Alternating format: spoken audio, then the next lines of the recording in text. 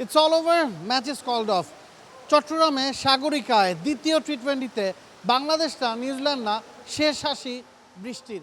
একটা বলও মাঠে করায়নি, ম্যাচটা পরিত্যক্ত ঘোষণা করা হয়েছে এবং বাংলাদেশ 1-0 ব্যবধানে এগিয়ে থেকেই ঢাকায় ফিরছে।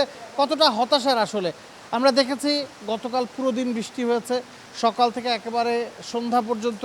আজকেও পূর্বাভাস এমনই ছিল এবং আবহাওয়ার পূর্বাভাসকে আপনি সবসময় বিশ্বাস করবেন না, সে কারণেই দুটো দল মাঠে এসেছে।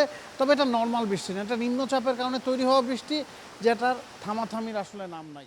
না, আমার মনে হয় মাঠে যে কয়েকজন দর্শক এসেছে, বিশেষ করে কতজন, আপনি 200-র মতো মানুষ হয়তো নানান জায়গায় দাঁড়িয়ে রয়েছেন বৃষ্টিতে, তারা নিজেদেরকে বাঁচার চেষ্টা করছেন। সব মিলে যে অপেক্ষাটা, তাদের জন্য আমার একটু খারাপ লাগছে যে মাঠে যেসব দর্শক এসেছে, টিভি স্ক্রিনে লম্বা সময় ধরে হয়তো অনেক ফ্যান অপেক্ষা করছে যে খেলাটা কখন হবে কখন হবে, বৃষ্টির আপডেট কি। মানুষ, বাংলাদেশের ক্রিকেট ফ্যানরা কত বেশি ক্রিকেটটা ওন করে, সেটা ওই বৃষ্টির দিনে মনে হয় আরও বেশি টের পাওয়া যায়। যে সামাজিক যোগাযোগ মাধ্যমে যেখানেই যখনই বৃষ্টির আপডেট দিচ্ছে, সবাই জানতে যাচ্ছে যে কখন ম্যাচটা আদৌ গড়াবে কিনা।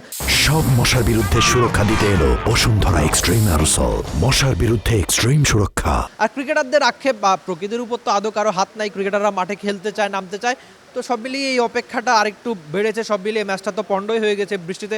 ঢাকায় অন্তত চাইবো যে বাংলাদেশ দল দারুণ ক্রিকেটটা খেলে সিরিজটা 2-0 ব্যবধানে জিততে। আর সব মিলিয়ে আজকের দিনের জয় বৃষ্টিরই। সাগরিকায় ড্রেনেজ সিস্টেম যথেষ্ট উন্নত, সে কারণে কিন্তু ম্যাচ রেফারি অনেক সময় নিয়েছেন। আমরা জানতাম যে 5টা 16-র মধ্যে যদি ম্যাচ শুরু করা যেত, 5 ওভারের ম্যাচ হতো, সেক্ষেত্রে একটা সম্ভাবনা ছিল। তবে যাই হোক না কেন, আপনাকে বৃষ্টি থামতে হবে।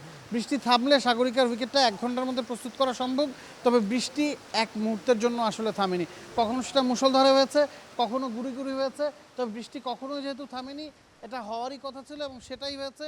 তারপরও ক্রিকেটারদের তো মাঠে আসতে হয়েছে, ট্রাভেল করতে হয়েছে, ড্রেসিং রুমে একটা ভালো সময় হয়তো তারা এনজয় করেছেন। না, সেটাই। শামীম হোসেন পাটোয়ারি ম্যাচ শুরুর আগে একটা ছোট্ট ইন্টারভিউতে বলেছিলেন যে বৃষ্টির উপর তো কারো হাত নাই। তো তাকে জিজ্ঞেস করা হয়েছিল যে মিউজিক টিউজিক বাজবে কিনা আজকে, তিনি অবশ্যই সরাসরি বলতে চাননি, কিন্তু আদতে হয়তো ক্রিকেটাররা একটু নিজেদের মধ্যে সময় কাটিয়েছেন। এই সময়গুলো দরকার থাকে কখনো, যে দল যদি খারাপ খেলতো তখন হয়তো আরও বেশি দরকার ছিল। দল জিতলে যা হয় আর কি, যে ড্রেসিং রুমে হয়তো দারুণ একটা ছবি। আর লিটনের এই দলটাকে নিয়ে আমরা প্রায়শই অনেক বেশি প্রশংসা করি, যে একটা দল হয়ে খেলার যে চেষ্টা, সেটা আমরা প্রথম ম্যাচেও দেখেছি, আগে পরে প্র্যাকটিসে অনেকবার দেখেছি।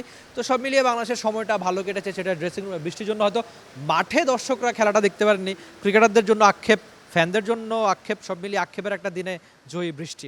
আমরা অন্তত চাইবো যে ঢাকায় যেন বাংলাদেশ দারুণভাবে সিরিজটা শেষ করে নেয়।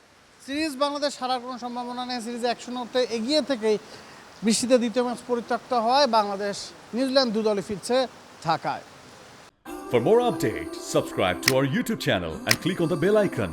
Follow us on Facebook and Instagram. Download T-Sports app to enjoy exciting games and highlights. Visit tsports.com.